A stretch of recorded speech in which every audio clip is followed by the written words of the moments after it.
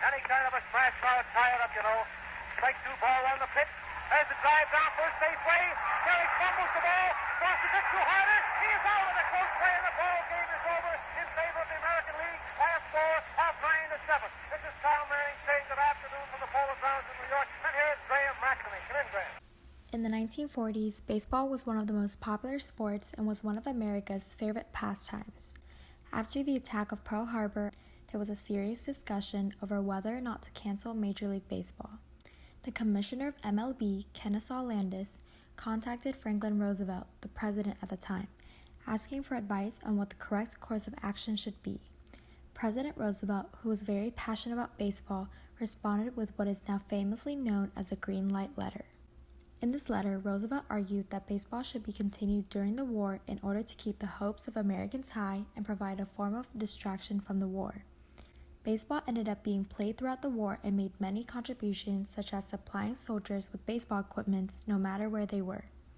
The MLB also raised money for the Army and Navy Relief Societies, mostly through ticket sales from the stadiums.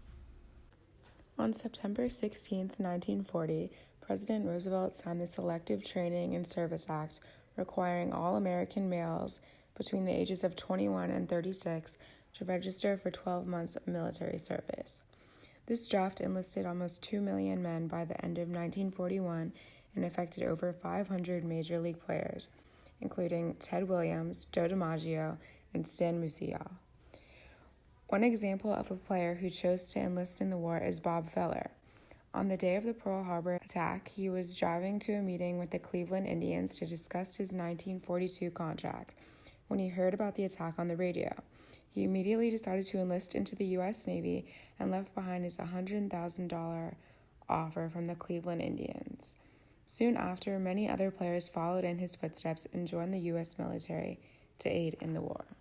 Around the fall of 1942, many minor league baseball players were drafted in the war. This feared Americans because it meant the major league was also in danger of being disbanded. This prompted Philip K. Wrigley, who had inherited the Chicago Cubs Major League from his father, to establish the All-American Girls Professional Baseball League. The league was managed by many former Major League players such as Jimmy Fox. Since there was already 40,000 existing women's semi-pro softball players across the country, it made it easier to convert them into hardball players. In May of 1943, 4 teams were formed, but quickly doubled in size when they gained more popularity. The league lasted almost a decade, with many even believing women might one day get to play alongside men. However, several years after the war ended, attendance began to gradually decline, leading to an overall decrease in revenue. As revenue fell, funds were decreased, which ended the league altogether by 1954. Overall, baseball was a national pastime that played a key role in the American war effort during World War II. It was all signs here this afternoon, but it was a great game. The Americans have won again, as they did last year.